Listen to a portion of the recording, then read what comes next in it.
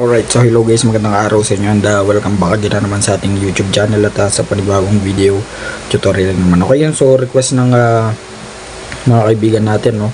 So kung mapapansin nyo, meron tayong 4-pin regulator dito slash rectifier.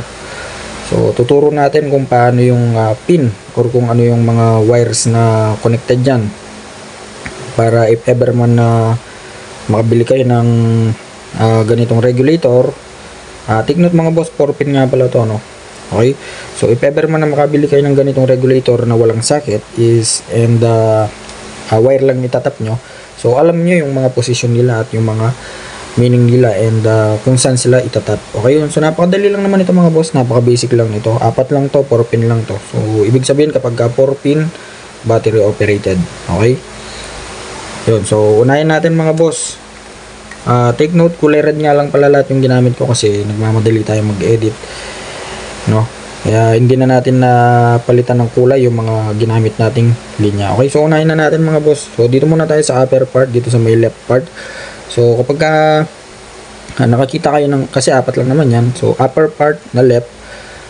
So yung pin dyan mga boss, yung wire dyan, pupunta yan sa ating battery. Okay, so sa battery yan papunta. Kulay red yung wire niyan mga boss, ano? Yan, red wire.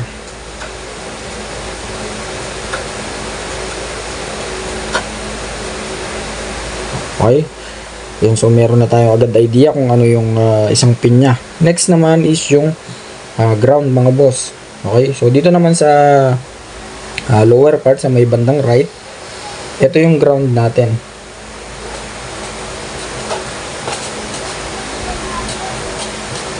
Or yung negative.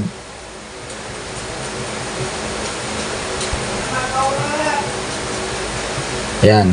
So meron na tayong positive galing battery or papunta sa battery at meron na tayong ground or negative. So yung kulay naman nito mga boss is kulay green. Green wire. So minsan green siya at minsan black siya. So depende sa model mga bossing, ano, green or black. Okay, again, yung upper part sa may bandang left is battery red wire. Next naman sa may lower part sa may right, ground or negative. Green or black naman yung kulay ng wire nyan. And next naman sa upper part sa may bandang right, ito yung ating light coil. Light coil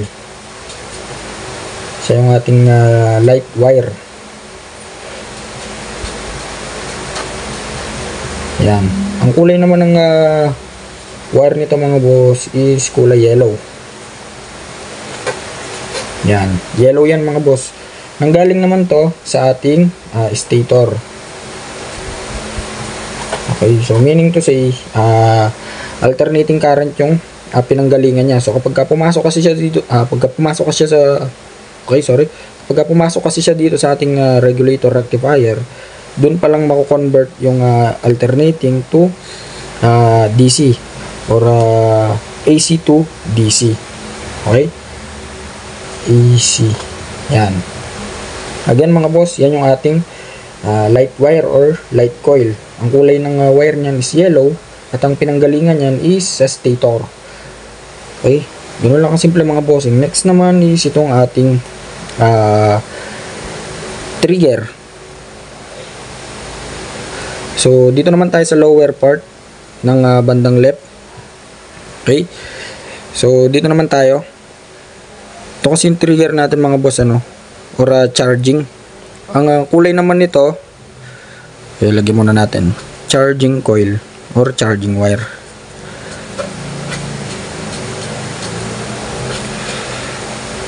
Charging, sige, coil na lang. Okay, charging coil. Yan. So galing din to sa ating stator.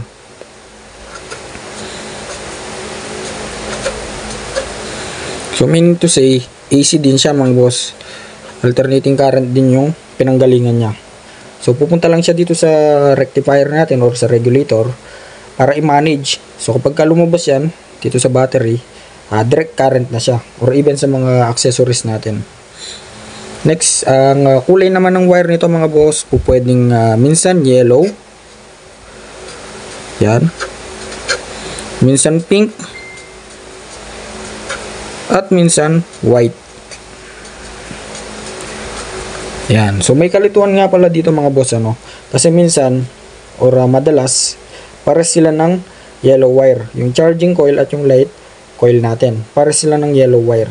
So para hindi tayo malito, gamit lang tayo ng test light dyan or tester.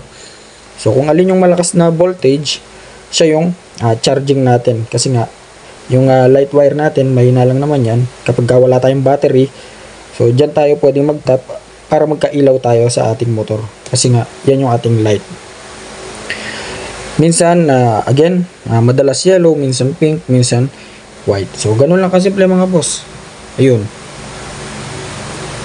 So, ganun lang kasimple yung wiring diagram ng ating 4-pin regulator or rectifier. Yan. Sa mga nagtatanong mga boss, battery operated nga pala ito, no? Yung ating regulator rectifier. Again, yung upper part natin sa may bandang left, battery. Yung lower part naman natin sa may bandang left again is charging coil.